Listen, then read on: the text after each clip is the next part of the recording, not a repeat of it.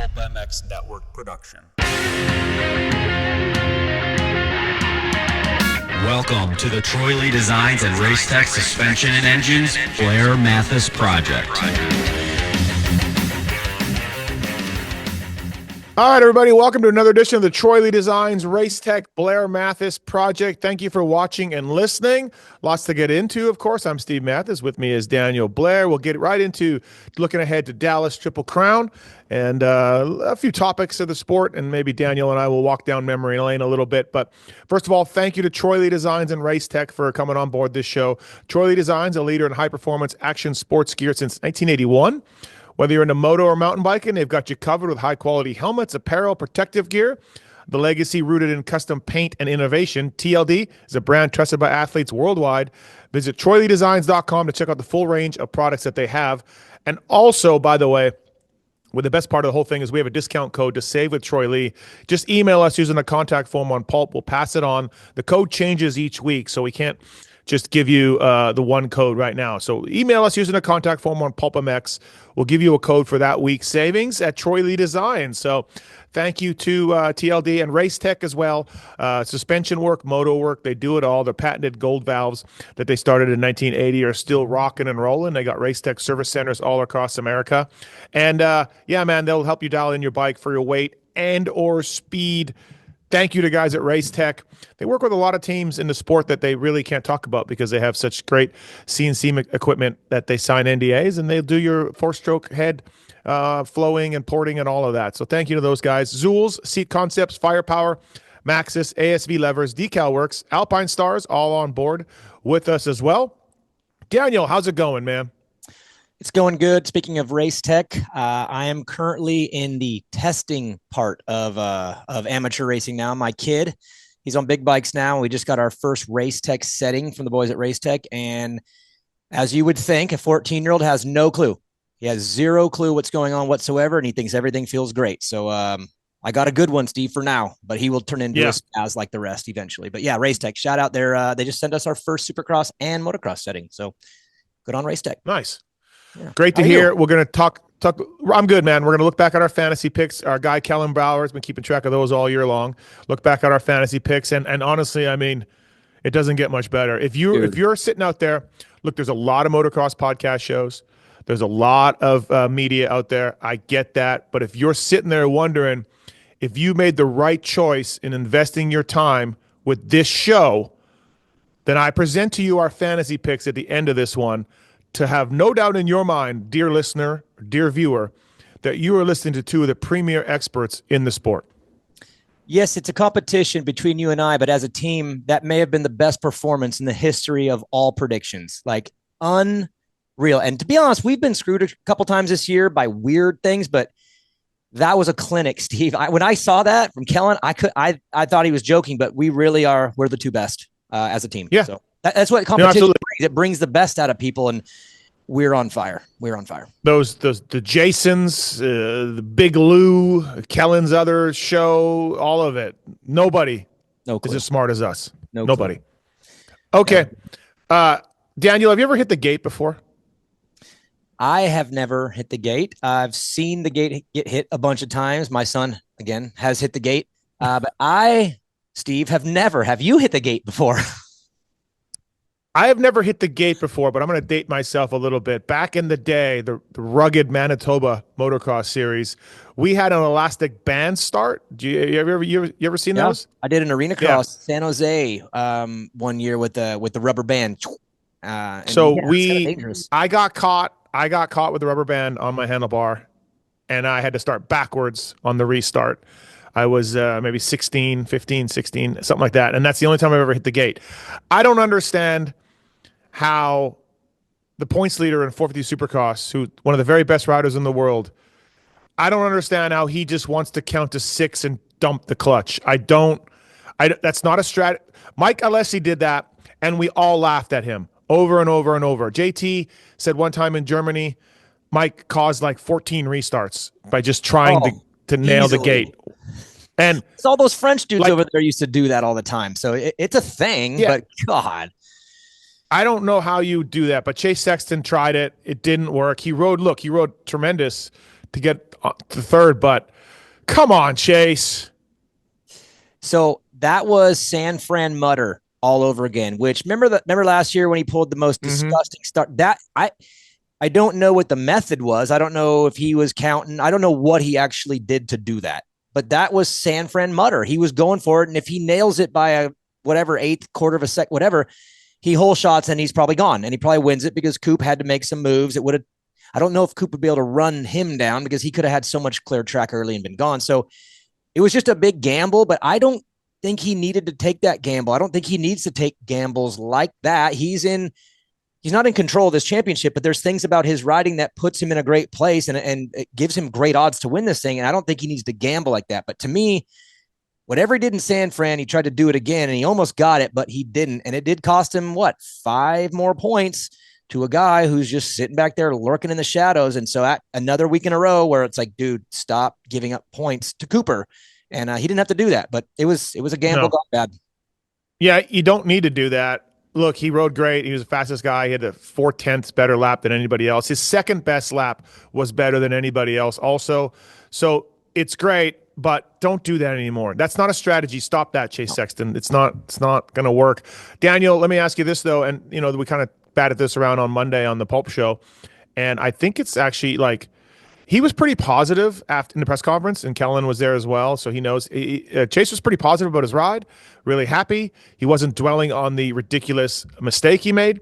And in a way, I wonder, it's in a way this could almost help him because he just got to know he's that much better than these guys, fast speed-wise. And if he gets a fire under his ass, like getting caught in the gate, or if he, is feeling it that day, I mean, I don't know how this title is going to go, but I don't think you can make a case of anybody being the fastest rider in the series right now other than Chase Sexton, and he showed it again.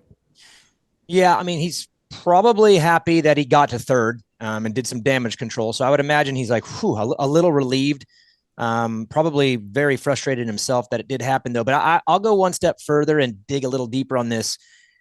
We haven't had Jet or Eli on the gate the last 2 rounds, which if you're Chase Sexton, you're coming into the series. Yes, you're thinking of Cooper Webb and Ken Roczen. They exist in your thinking, in the hierarchy you probably create in your own mind. But his focus was on Eli and Jet because Jet's been a thorn in his side, and so is Eli. You think back to that summer 2022, Eli just had him by a little bit. You think about Jet's had him since they've gone 450s together. And without them on the gate now, you would think that he would have a little bit of a different feeling, a little bit of clarity. The hierarchy kind of changes in his own mind. But since they've been gone, he has goofed up 2 in a row. The crash and the whoops, which did need to happen. He could have got second. In hindsight, he maybe does things different. We talked about that last week. There's a bunch of points he gave away. And then this week, the start thing. So for whatever reason, maybe it's circumstantial, maybe it's just coincidence, but that's 2 big goof ups as soon as your 2 threats are off the gate. And the other threat is sitting there foaming at the mouth and now licking his lips because Chase keeps goofing up and Cooper's now tied with him. And so whatever it is, if it was just circumstances, then okay, then just go to the next round. But if there is something to his process of thinking and the way he's looking at this thing now, because those 2 are out, he better reset real fast because those 2 have gifts. So does number 2, and his gifts are going to be frustrating to deal with from here on out. So he's got to reevaluate what's gone on the last, 14 days, because he could have a big lead right now. Well, not big lead. He could have a pretty decent lead, and he's tied with a guy he don't want to be. So he needs to get it right, like very, very fast. Yeah, and the flip side of that is also, I think if you're Cooper Webb, you're looking in the mirror being like, look, I don't have the speed of Jet Lawrence and the youth, and he's probably the future.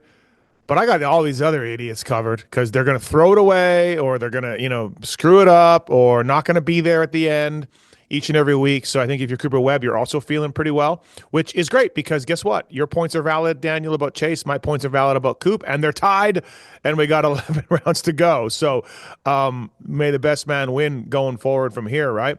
But certainly I just think if you're Roger and Ian at KTM, you're like, we have the fastest guy.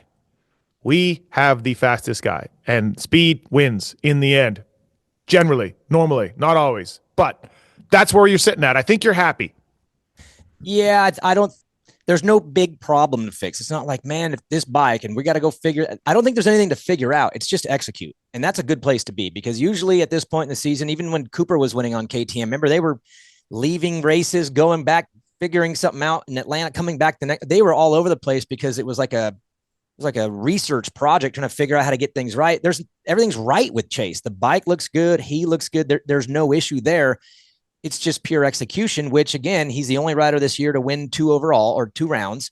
So you're feeling really good about it, but you're just kind of going, dude, don't give up the easy ones to a guy who really makes people pay for that. So yeah, I don't think they're stressing big picture, more like, hey man, just stop that and we're good. So yeah, that'd be good. But if you're Coop 2, you're feeling really good because your 2 probably bigger issues are out of the picture now because Jet's going to always have the speed on him. And then Eli has a lot of Coop tendencies, but he's also got a lot of power and strength in his riding. They're both out now. Now you're dealing with a guy who does goof up sometimes. And that's, if you're Cooper, just stalk him, be in his shadows, be there and hope that he does a couple more of those because Coop doesn't typically do those. So dude, it's matched up really, really good. And I'm with you. We're tied now. And I could see this thing getting tied again 4 weeks from now. And maybe we're tied late because they're both the kind that stick around. So I hope Kenny can get back in. I would love for him to find a way into this thing just to make it more dynamic because he's riding so good. But for now, it's a pretty equal match, 1 and 2. It's hard to see how Kenny's going to make up that points when we have. I mean, Anderson's going to get in the mix, for sure. And Mookie, I'm going to touch on him next. But hard to see Kenny making these big gaps up on 2 of them. He can make a big gap up on one guy if one guy goes loco and has a bad night. But, man, hard to see Kenny, it's going to take him 5 weeks of perfect riding to make up 10 points, or which is tough luck to do. on 2 people, like you said. It's one thing for one guy to goof up in a night, but to have both of them, they're both champs. It's if they were both young rookies who had never won, like say it's Hunter and Jay Coop up there, okay, they're younger, they're new, they have some. But Chase and Cooper, they're champs. They've won multiple indoor, outdoor. They are champions, so they don't throw things away points wise as much. Now Chase has, but Coop doesn't. So yeah, Kenny's going to need a gift, or he's going to have to go on a nasty run. Which man, he's riding good too. So you never know, but it feels like he may be a little out of this thing for now. And I would have loved to have that Tampa race all over for him. Just get that third, get those 20 points, and God, this looks different. But hey, maybe, you never know. Supercross. Well, did we think we were going to be here after 6 weeks? No. So maybe. I tell you what, I went to I didn't go to Detroit, but I went to Swap Moto to try to get Chase's thoughts after the race from Kellen Brower, who's doing the Swap Moto stuff, and just nothing there, Kellen, nothing from Chase Sexton at all from you. Sad. Yeah, sorry about that, Steve. We let him have his moment in the press conference. He did his job, as the members of the media from Feld would say. So he did make eye contact with you, and then promptly chose to not do an interview with Kellen Brower. He did. So, I may or may not have been in the KTM rig, though, so I was in enemy territory at that point. Let him go. Okay, all right. Yeah, that's funny stuff.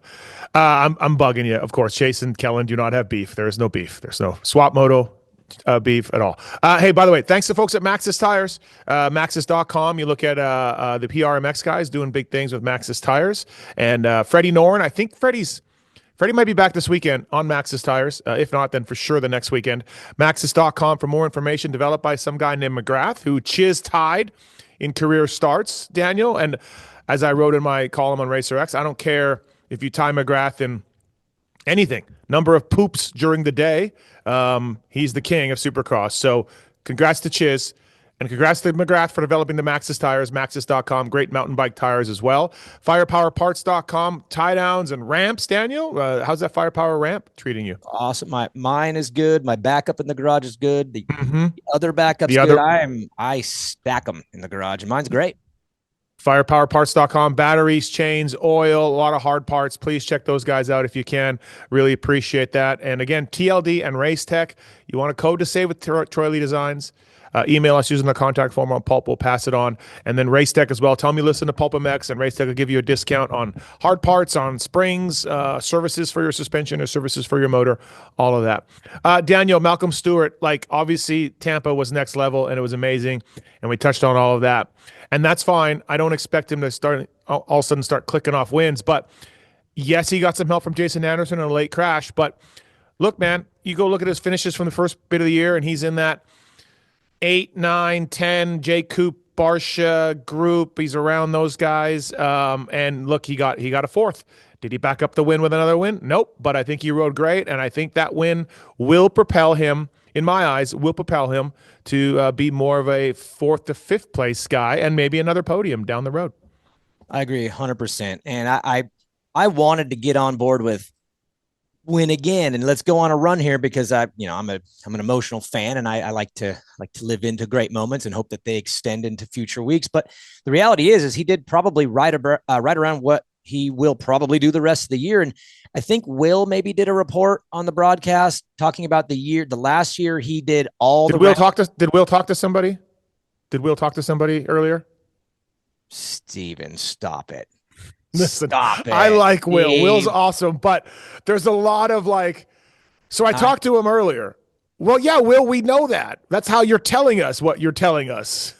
Yeah, I don't know for sure, but I believe she says that as a way to not throw it out there that it's her opinion, or she's just I think she's being respectful. That's what I think. But hey, I'm not going to hammer. Fair. She's great. I'm not going to. I'm not hammering. I'm just making. I know, fun and I see it too, and I understand. I actually don't think she has the fairest hand, if we're being honest. But she did give a cool report, which was that over the course of the whole year, the last time he did the whole year, it was a lot of that. It was like top fives off. I mean, a bunch of podiums. He's really a really consistent racer when he's there every year, when he's not hurt. So I see this being a repeat of whatever year that was. And yeah, 2 more podiums, maybe 3 more, maybe a triple crown race win this week. I think we can get some of that, but I think you're going to see him break free of the J. Coop group a little bit. I think he'll be better than him. AP and Barsha, I'm not sure what's going on with them all the way there. I think AP was sick at the last one, but they're a little behind him. And I see him in that Anderson, that kind of that spot right there. And then, yeah, opportunist. He'll grab a podium here and there, but I thought he rode awesome. And to me, just copy paste that every single week. And that's a great season. I think it gives him a great chance to get another ride next year, another, more security for the future. So I just don't want him to get emotionally carried away and feel like I got to win again. And then we get hurt and we lose him now. So take the 4 5s all year, grab a 3 when it's there. And I think that's an amazing year. You got your win. So I think we're on the same page on this one, all day, every day. That's going to be Malcolm. All good. So the sense I get, Daniel, and maybe you know more than I do, or Kellen can jump in if he knows, but the sense I get from talking to people is that the GasGas Husky thing is not going to go forward with 2 guys in 2026. They are going to need a rider. Barsha and Malcolm's contracts are up. They're going to keep one brand out there racing. I don't know which one. And essentially, it's Barsha versus Malcolm for a spot, or maybe there's somebody else. But from what I know, they're going to need a 450 guy outside of KTM.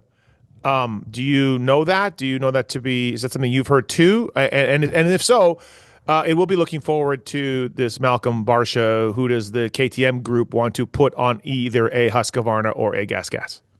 So I don't know. And I'll be fully transparent. When I was in the building, I was extremely connected to the 250 side of all 3 bikes, because that's all my kids would go there next. That was the pathway. So I really know all their situations I'm very well. 450s, though, I never really paid as much attention, but I will tell you this, it might be bigger than the Malcolm Barsha battle, because where does AP go? I don't think he got extended out 2 years. I think he only got extended through this year. So maybe he's in the conversation, which is weird because all 3 of them ride together every single day. They're so freaking even. I watched them before the season. It was interchanging. It didn't matter. They were all the same.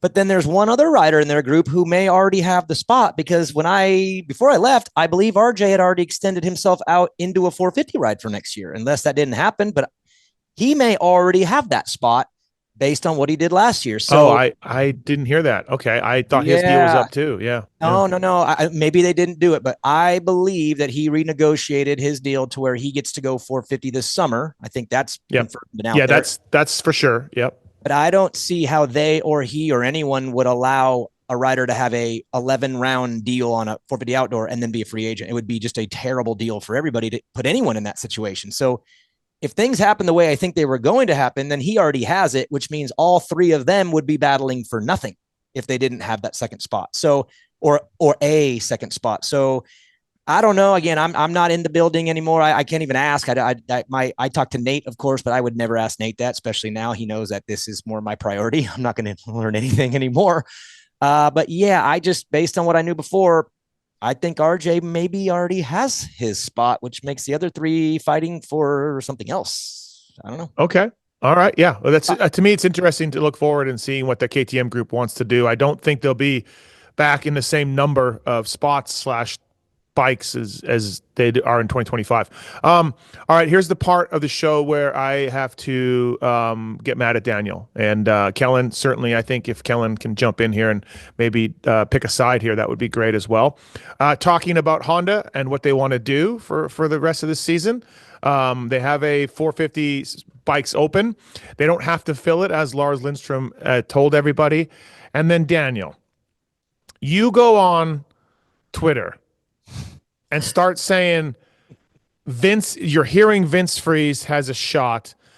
We'll see what happens. And then a few days later, Vince turned it down. It was a few minutes later. Daniel. Settle down. It wasn't a few days. Daniel, Kellen, this is what. There's all the YouTube kooks. There's all these guys out there. There's some guy on Facebook, I've been told, that just takes legitimate media stories and posts them up as their own. Kellen, it's guys like Daniel that are making our job harder because guys like Daniel. It's guys like Daniel. I mean, Vince was never in the running and Vince didn't turn it down. And I know you were having a grand old time with this, but Daniel, people listen to you and they really think you're being serious. So oh God. All right. So first, let me ask you this. Both Tony Alessi and Lars contacted me. Which one do you think contacted me first over that? First would be Tony. Yes, Tony was first. It was pretty quick. Tony being like, what have you heard? Have you talked to Lars? What's going on? Yeah, absolutely. So here's what happened. I was on my podcast joking around. We were playing around with the idea and I threw it out there as a joke. And I did not realize that it was going to happen. All right. I thought I was being funny. I have a tendency to be silly and loose. And I thought it would be the most ironic thing ever to say Vince, just because of the obviously that's not going to happen. So yeah, I got contacted by both. But I also got contacted by someone who is in the know who said the name did get brought up in a group of names. So it wasn't like it never got brought up, but it was brought up more in a haha. So to be fair, it got brought up at one point by somebody in the group and it didn't go anywhere. But no, I was playing and Lars had to go and clean that up and make a statement, and it got on the Supercross Instagram. I mean, yeah, it was a joke, and I learned my lesson. Kellen. Again, I didn't know I had that kind of reach on X. I didn't know it was going to be taken that way. It was a joke, and I thought I said it as a joke. It came across to me as a joke, and then I woke up the next morning and I was like, oh, shit. And Kellen, I'm sorry, Lars, Tony, and Vince, but I was playing. This is what he does, Kellen. He does not. I've never done anything like that. In fact, I know a lot of things all the time, and I don't say anything. I wait for you, and I've even told you that. I usually wait for Steve to say it, and then I go and say things after. I accidentally once made a joke, and I will never do it again. I apologize to everybody who was affected and involved in this. Well, because Honda corporate in Japan, I'm sorry. It's not only that. I don't care about Honda corporate. It's my DMs. It's my tweets. Like, what about this? What about this? I'm like, I don't want time to deal with this. Yeah. Now, okay, go ahead, Kellen. I was just gonna say, like, it's not this level, but it's like a certain someone saying Rider X is not getting factory parts while his teammate is, and then we have to somehow stoke the flames with that as the media, even though it's pretty obvious it's not true.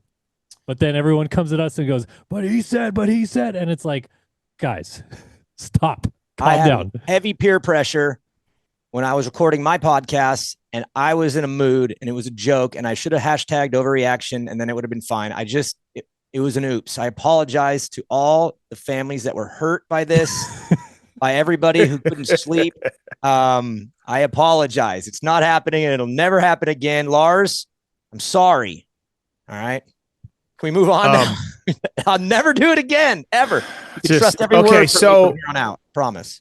Going forward though, yeah, I mean, like there's to me, it's just obvious. Like Shane McElrath's deal isn't the whole season with the quad lock guys. I did text Shane and I said, "Hey, are you still going?" Because I believe he told me it was a 6 race deal at round 2, and he said, "I'm still going to the races. I'm showing up." And I said, "Yeah, keep showing up until they tell you not to, I guess." So Shane's deal isn't locked in, but he is continuing to go this weekend in Dallas.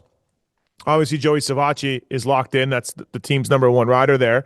It's got to be Dean Wilson. Dean's over in the UK doing arena cross and supercross and being Dean Wilson, which is awesome. He's got a great following on and off the bike. And like it's his final year. And what better way than to slap Dean on for the last, 8 or 9 races on a factory Honda and let him go. And honestly, the people that I talk to, and there's one guy that I'm pretty good friends with at Honda HRC that has some say in this. I think that'll happen. I think it's going to be Dean Wilson, and I think that's a win-win for everybody. I love it for a lot of reasons. Even like you said, just give Dean a cool way off. Let him do that. It would be great to work with them. But I would also preface it with this: if I'm Honda, hey man, we do have this new bike that wasn't really figured out all the way before we lost the Lawrence boys.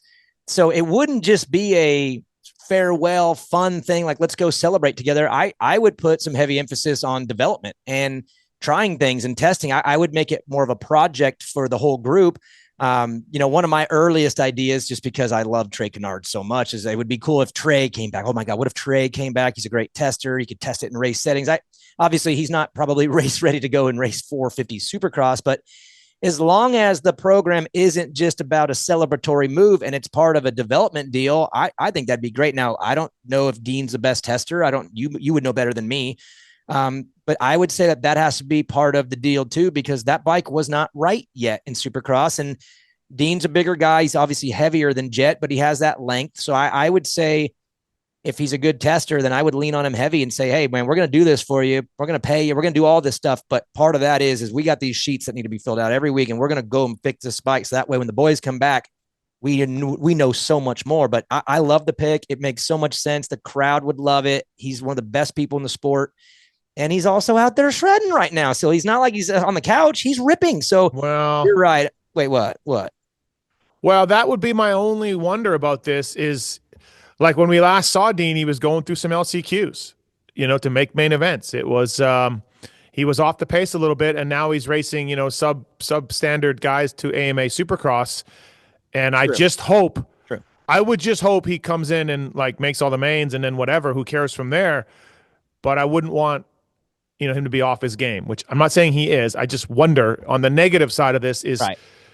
When we saw Dean as a full-time guy, he had slipped a little bit. So you're right, 100%. And that would be my concern too, because last thing you want to do is put him on the bike and then he like doesn't make the main or something. Oh, that would be a bad look. But I can tell you the stress and pressure that he was under there at the end to qualify, that was probably eating at him. I think he's in a better place in life now. He's probably happy, relieved. He's having fun, making cash, beating up on riders, not as good as him. So I would think that his mood and where he's at would actually give him a little bump in his riding and racing. And I feel like I trust that he would get in.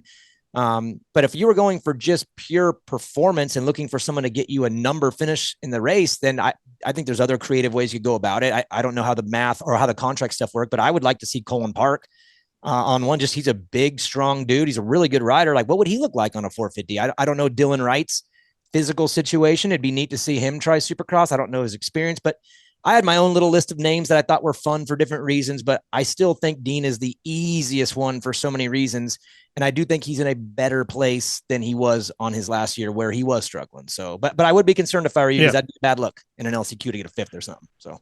Yeah, it'd be great to see, and I hope they do it. And I think it will be Dean down the road a little bit. I think we see him on there. TLD, Race Tech, Alpine Stars protects. You know Alpine Stars from the boots and everything else, but they've got under protectors. That Tech Air, we had an inflation with Faulkner on the Tech Air side of things. That should be available soon to the public as well. I really love that thing. Elbow guards, full chest protectors, knee cups, knee guards, all of that. Their neck brace as well. Alpine Star protects. Thank you to those guys, and also thank you to Seat Concepts. They've been saving assets since 2009. Your go-to brand for all things seats, from the Race 2.0 to the Comfort Series. Proprietary foam and handcrafted seat shapes are made in the USA, and they put your ass in a better place. Supporting Beta, Phoenix, Ampro Yamaha, SLR Honda, and more. Seat Concepts, ride the world with them. Pulp 25 to save 15% off Seat Concepts. Thank you to those guys as well for coming on board. So Zool's bags. Daniel's got one in the back there.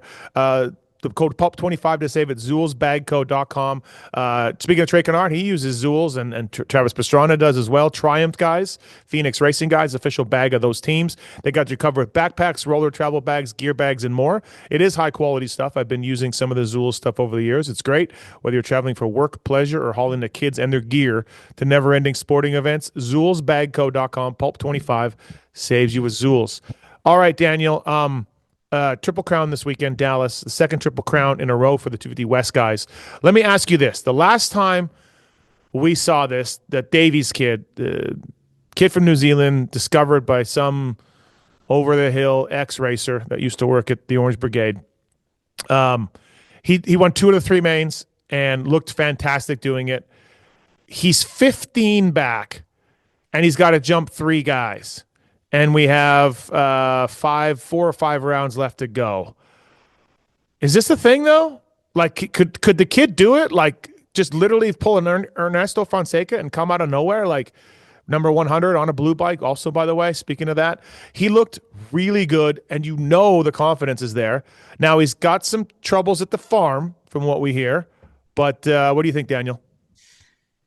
I mean, yes, he can, because the sport is just unbelievable, and it allows opportunity for guys that are awesome and catching fire. And he is catching fire. He's coming into his own right now. I actually can't believe I'm saying this, but I don't even think he's even near the end of his development. He's just freaking good. But he's got some tough comp. Hayden's going to be better. Juju was really good at the first 3. And honestly, without 2 front end washouts, he probably wins Glendale. And Jordan is really, really good and kind of stabilizing. Had a crash in the whoops, but we know he was going for it. So he's got 3 really tough riders to pass over, but he could. I would look for the first win first before I even put that in his brain, because I don't know. It's just that's a step or 2 above. Can he win this one? I would say the answer is yes, because he's a good starter. These are short races. He's pretty sprinty. He probably feels a little about that last one, because that was his. He blew it. Let's be honest. He blew that last start.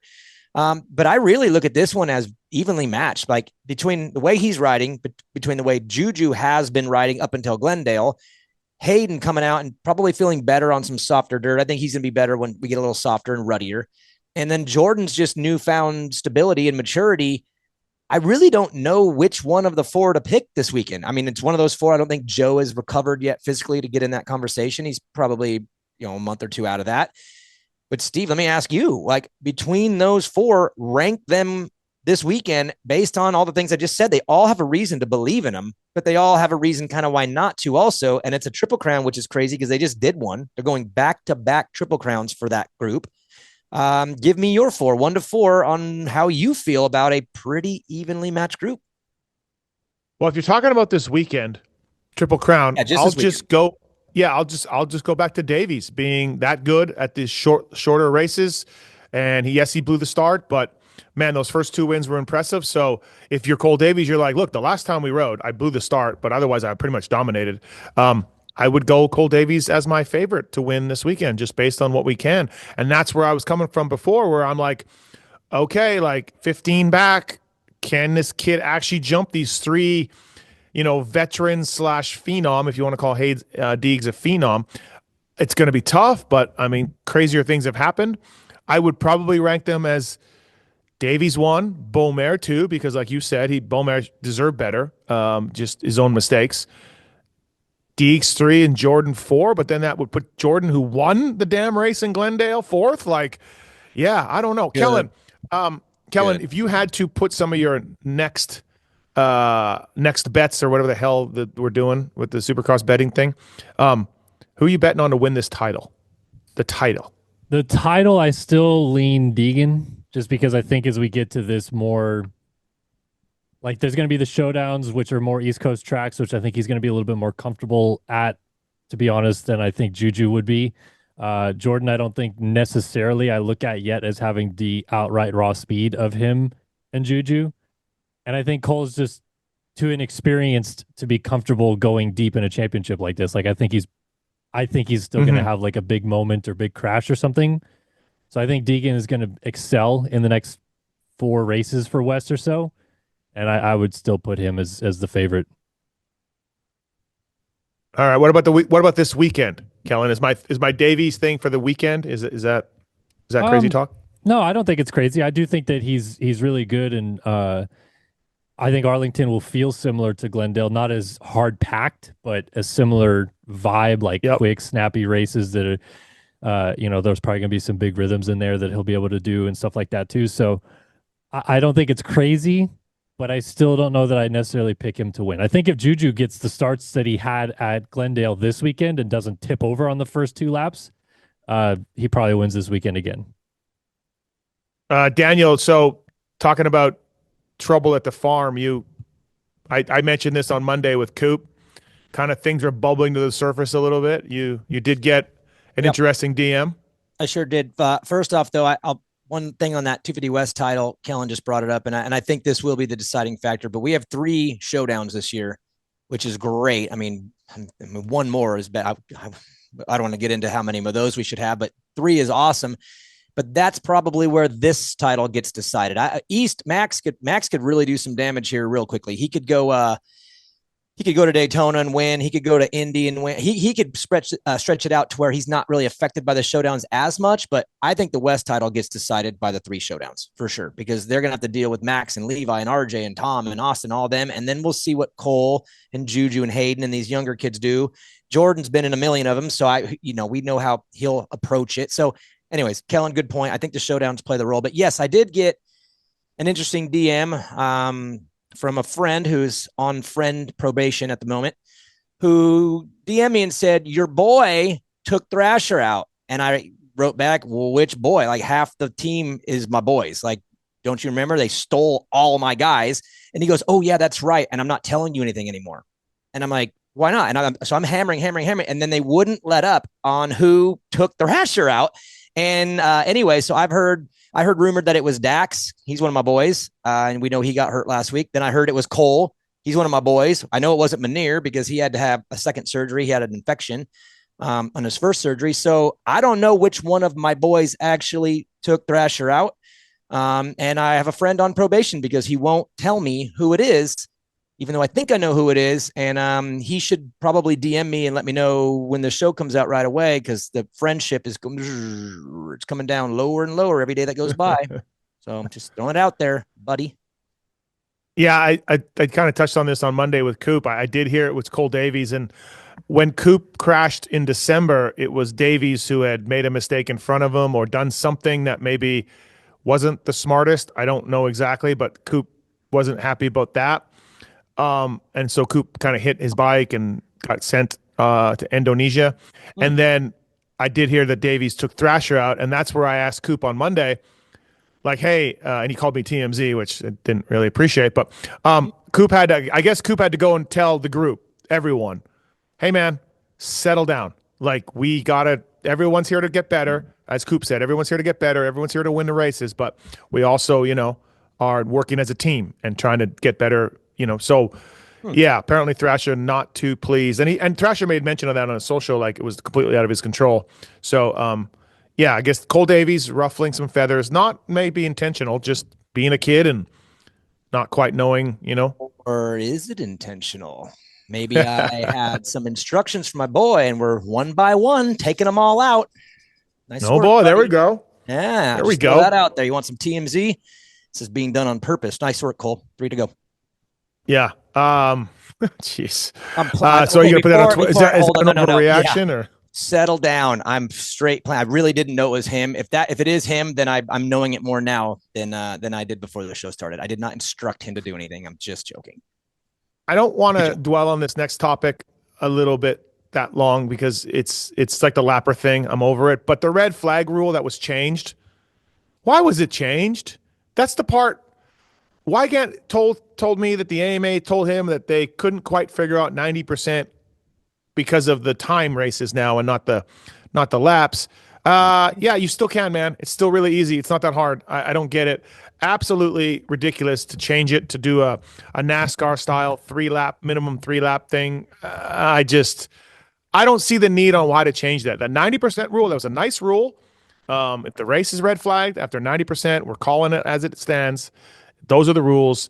Everyone's worked really hard to get these gaps that they got, and they deserve those gaps to the guy behind them.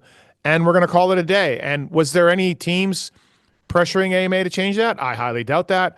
Was there any problem with that? I highly doubt that. But in the end, Max Anstey got screwed out of that. He got really screwed, and I don't want to dwell on it either because I'll probably end up getting mad because I do think he got hosed pretty bad on that one. So I'll tell you my solution because I thought about this. I thought, what now that we've had something really, because sometimes something has to go really wrong for you to go, okay, this needs to be fixed. Sometimes you can get away with years of wanting to change that rule, but whatever happened here, let me give you all a solution to it.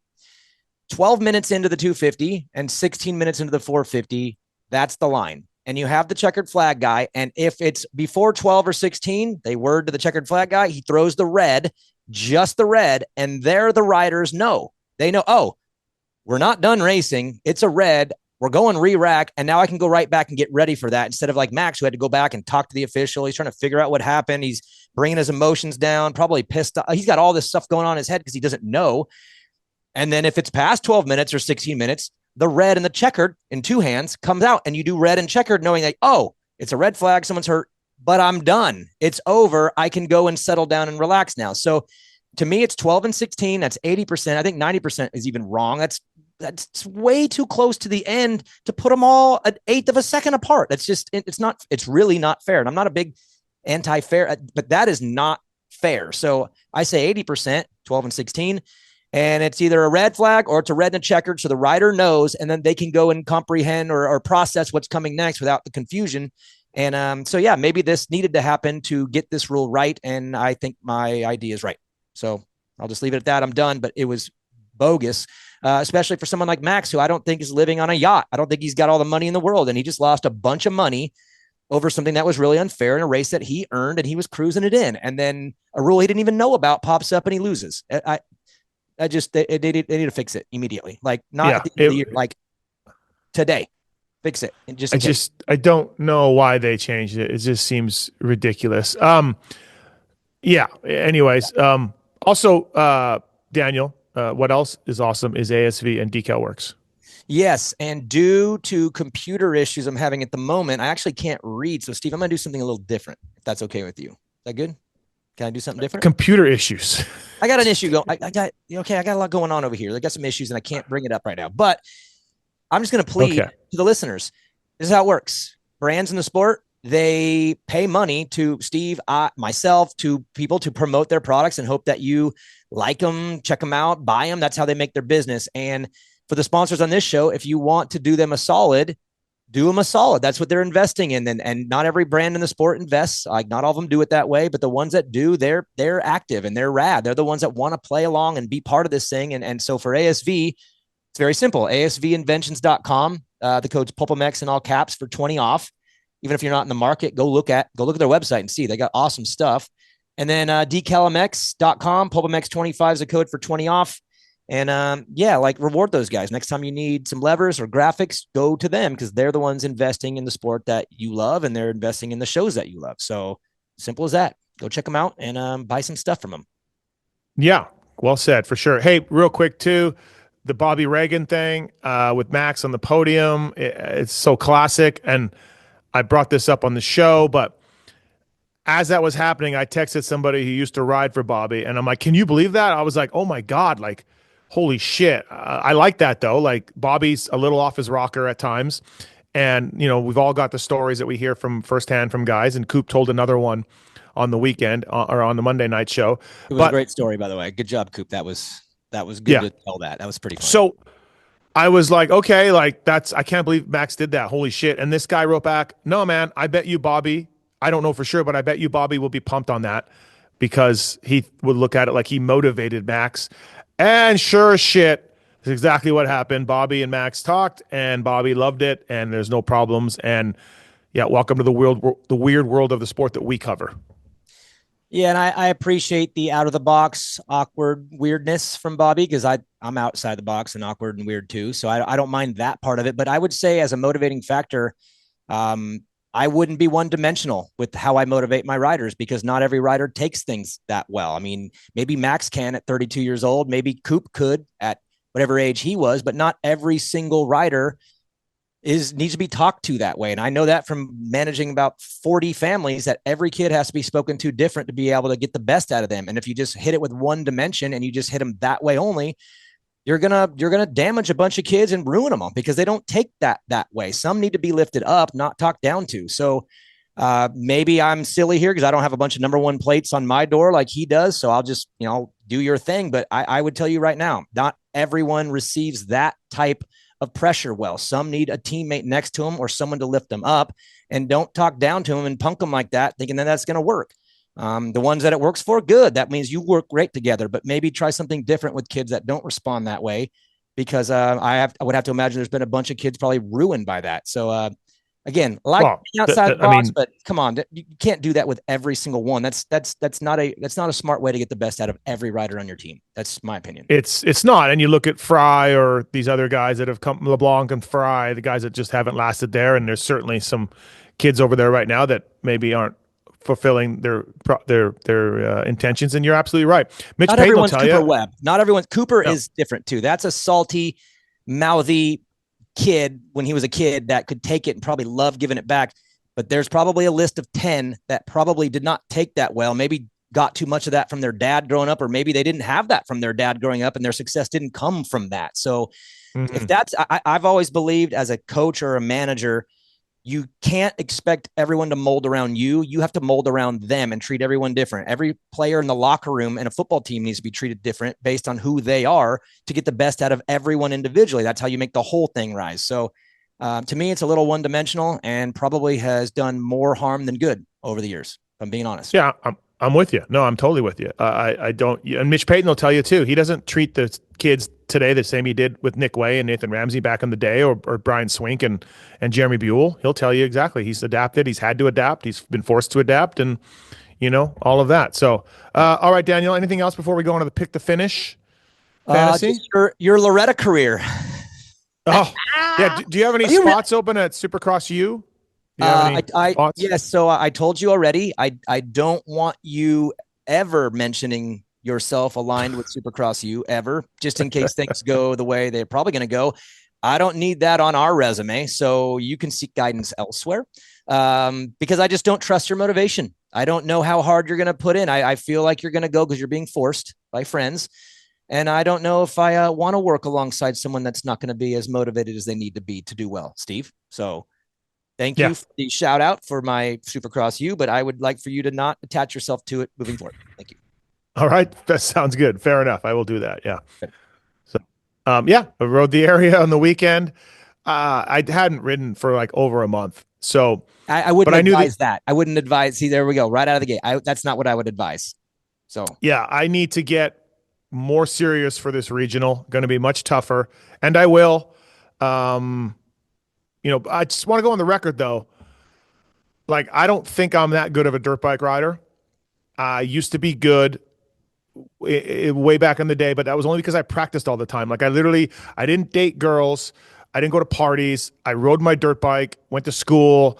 My bikes were hammered because I rode 30-minute motos. So I was only ever good, and I scored points in the Canadian National and like I won Manitoba races, but I was only ever good because I rode all the time. I wasn't talented per se, right? So now I don't think I'm that good now because I don't ride as much. And I don't have any talent per se. But my friend Chris, he's my Loretta's advisor. Mm-hmm. He told me last year, you'll make it. You're good enough to make it. Fireman Dave, his buddy Fireman Dave, was made it easily, and I'm not far off Fireman Dave. So my friend Chris, like, because I was like, dude, I'm never gonna make it. I'm not gonna try. I'm not gonna make it. I don't want to put the effort in and get hammered. I only want to do it if I have a chance. And he's like, not only do you have a chance, you'll make it. So with that in mind, from my advisor, this is why this attempt is going, because I don't want to do all this. And if I don't make it, if I do a bunch of work and don't make it, but it comes close, I'm fine with that. But in my mind, I'm not even going to be close. So I was never going to try. I'll give you one piece of advice I'd like to share one piece of advice with you. The regionals at Fox Raceway. It's the first of the 3 on the West Coast. So it is the toughest of the 3. It's kind of how it works. Guys get in, it gets a little thinner as you go. It's still brutal all the way through, but you have access to go down and ride Fox Raceway. I'd say 8 to 10 times from now until the regional, which would give you an advantage, especially if you went there with Kiefer's help, getting the bike just right for that one specific track. And yes, you could make it, but the work would have to come very specific. It wouldn't be just riding the hour meter. It would be riding there so that when that race comes, you have a shot and you're not you're not uncomfortable. So get down to Fox and go ride with Kiefer, get yourself going, get your bike set up perfect with some race tech, right? And you can get in. So that's the one piece of advice I'll give you. That way, if you do get in, I can have some credit, but if you don't, then just forget I ever said anything, because I don't want nothing to do with this. So we'll see how it goes. I need to, the fitness is good. I bicycle a lot, but I need to ride the dirt bike more because you do dirt bike race in the end. So we'll see how it goes. If it goes horribly, I blame my friend Chris. If I come close to making it and don't, then that's okay too. Life is not always a box of roses. But in my mind, I'm going to get smoked. But my friend Chris says not. So I will go forward with that. You can make it. And also, Daniel, you brought up a funny pre-show story about Racer X article I did on you when you filled it at Geico, and here we are doing a show. Yeah. Yes. So funny. So I filled in for Geico Honda back in 2009, and it wasn't the greatest experience for me. God, I wish I could do it over now, knowing what I know, but I didn't have a clue. But you and I weren't even friends. I don't even know if I had your number. I don't know how we even got in contact, but you said, hey, I'm doing an article for Racer X long form, and I'd like to, talk to you. And we did this long talk interview. And then you came out with this long multi-page spread on my experience as a fill-in. And the funniest part, I don't know word for word, because I do have a magazine. I don't know where it's at, but you said something at the end along like, someday there'll be a trivia about, fill-in riders, and, we'll see who knows where Daniel ends up someday. And this is back in 2009. And it's just so ironic that here we are doing a show together and crushing it, by the way. Not gonna lie, we're midweek crushing, but it all started back in 2009 when you did an article on me and we didn't even know each other. So that's just really neat. That's kind of like a neat story in the sport on how things are pretty circular and how they come back around. And here we are doing a show. It's rad. Honestly, obviously you were doing the Main Event Moto band back then, and Davey Coombs pitched it to me. I knew your name. I obviously know your name and all the things you had accomplished in the sport, and kind of a working man, journeyman, privateer, NorCal kid. And then Davey's the one like, hey, Daniel Blair got this fill-in ride. That kind of came out of nowhere, and he's in a rock band, and like that's a cool story. Like a long-time guy gets a shot, and so he basically, it wasn't my idea. Davey said, okay, Matthes, you're doing it. And I'm like, okay. So yeah, got your number. I remember talking to you about at that time, one of your band's biggest gigs was at the knitting club, or the knitting factory? Knitting factory. Yep. Right. So I kind of talked to you about that. I placed like a Supercross to a knitting factory and a rock band to a factory fill-in rider, and built a story from there. And I remember just you being a really cool guy, nice guy, and we put it in the magazine as a feature. Yeah, kind of neat. Crazy. And but honestly, like that stuff doesn't happen that much anymore. It happened way more back in the day.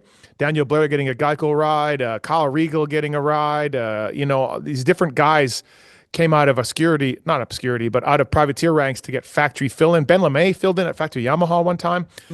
All that stuff, it just doesn't happen anymore. And honestly, I miss it a little bit. I wish it did happen more, where we grabbed some of these guys and put them on bikes and gave them a hell of a shot. But it doesn't really happen anymore. So I think it's tighter now financially. I think it's way more difficult. Back then, I think there was obligations, and obviously it was a trend. It happened a bunch. I mean, A-Ray rode for factory Yamaha. Yeah.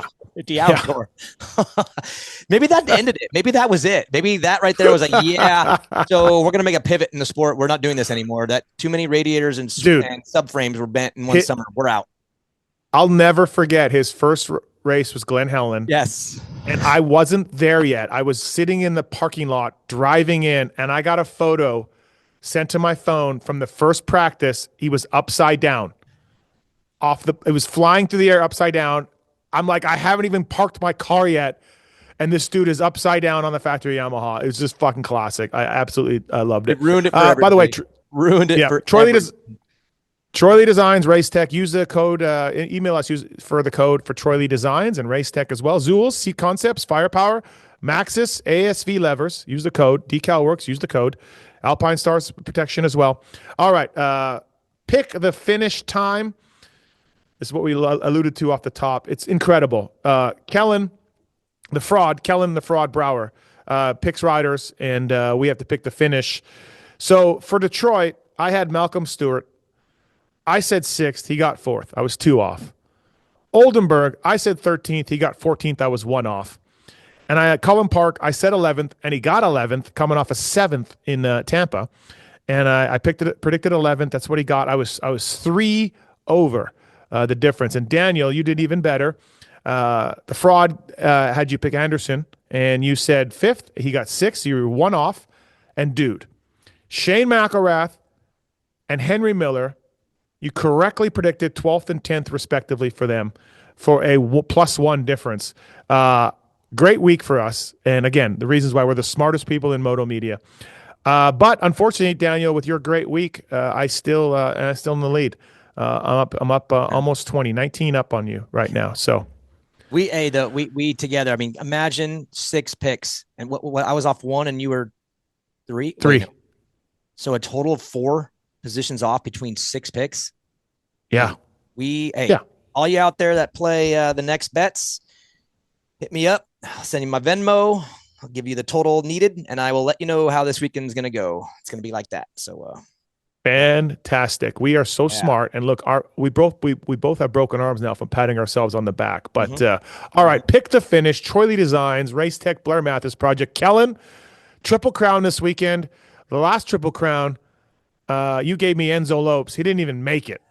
So let's try to avoid that. All right. Okay. Well, I will try to give you guys people I assume will make it right in. Honestly, I would have thought Lopes would have too, but I apologize for that. All right, let's lead off with DB this week, even though he's the trailer. So for you, DB, I know we've just talked about the whole KTM GasGas Husky situation. So let's play into that a little bit. The 450 guys. How about Justin Barcia this week at Arlington? Feels like a 7 to me. Just a nice solid 7. Just a nice solid 7 iron out there for him. Even goes 7.77 in his race. Okay, jumping to the 250 class, boys. Garrett Marchbanks this weekend. That's tougher. 7. 7 again. All right, I like it. And then Privateer Island, TJ Albright.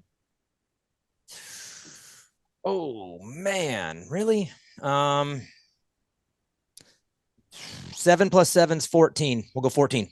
All right, 14th. And I know that sounds tough, but I'm trying to give Steve some variation picks up here because we're not sure how these guys are going to do at a Triple Crown. All right, Aaron Plessinger starts have come around, Steve, but are we back? Where does he get in Arlington? Whole shot to 8th or whatever, but he was sick. It's not been a great season for AP, and I know he said Barcia 7. I'll go AP 7. All right, we're back to right on top of each other with these picks again. Well, that means that you guys can't have a perfect score together because you guys just picked the same result. Yeah, Steve, do you care about us or yourself? Because if you care about us, you need to pick something different. No, I care about myself. Yep. Okay. All right. Is a hand better or not? Joe Shimoda this weekend in Arlington. Hand is better. I have some intel on that, whose name may or may not rhyme with SARS.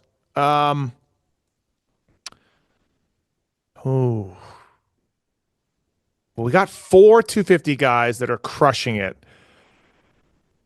but one of them will not crush it as much, and Joe Schmoda will get a 4th. Okay, 4th. And then lastly, Jet Reynolds. Yeah, that's a wide rangey one right there. Nice work, Kellen. It is a very wide rangey one. The fraud has spoken. He didn't make them. No, he did make the main the first week, but he finished last. Jet Reynolds will go 11. 11th. All right. I think there's some variation in Wow, here for that's- sure. I think we're gonna have some up and down scores. Well, listen, we should frame that last week's graphic and put it in the Louvre. It's absolutely amazing. It's incredible. All right, and Dallas Triple Crown coming up. Daniel, when you make an appearance at a race, what are you going to next? Do you know? I'm going to Daytona, actually. Oh, you are? Well, I was Okay. going to go to Birmingham. It's a futures race, and just schedules changed, opportunities, blah blah blah blah. Scheduling with my kid too, because we're doing Loretta qualifier. So my schedule is weird due to a lot of things. But a little pivot, and I will see you at Daytona. You going or are you? I'm you going. out- Yeah, are I've you been out on the assured. My greatest friend, race of the year? my friend JB has assured me that my friend Frank will have some sweet passes for me again. So, and Kellen, when are you showing up next for swap? I will miss this weekend in Arlington, but I am back for Daytona as well. Yeah, Okay. And Kellen, you've never been to Daytona, right? I have never been. I have no idea what to So expect. it's cool. No, it's not. It's not cool. I can't wait, Kellen, yeah. I know, look, you're going to be Kellen. You're going to do Kellen things at Daytona. So you're going to be impressed by the mystique and the aura and all that shit about Daytona. I know you will be because you appreciate the sport and the history and all that. So that part, I'm going to have to battle that with you. But on the flip side, I do look forward to hearing you complain about it and how it wasn't that cool. Okay. I mean, I feel like I've been to Chicagoland for the SMX race, and I feel like kind of similar. Yeah. No, Daytona is Way different? So rad. It's rad. Well, No, it's not. I mean, from Steve and being grumpy about how far away everything is, and no press box, and da da da da da. Steve's not wrong. Yeah. There's some serious inconveniences to this race. There is, but overall, it's just there's a vibe. You know how A1 has the A1 vibe? Daytona has its own kind of thing where it's like there's just a mood to the place, and it's a rad event that has some inconveniences. Steve, yes, I look forward to hearing Kellen be WTF when he is done at Daytona. So we'll revisit that the week after Daytona on this very show. All right, everybody. Thanks, DB. Thanks for the sponsors. Kellen, thank you. Man, it's been another great edition of the TLD Race Tech Blair Matthes Project. See you next week, boys.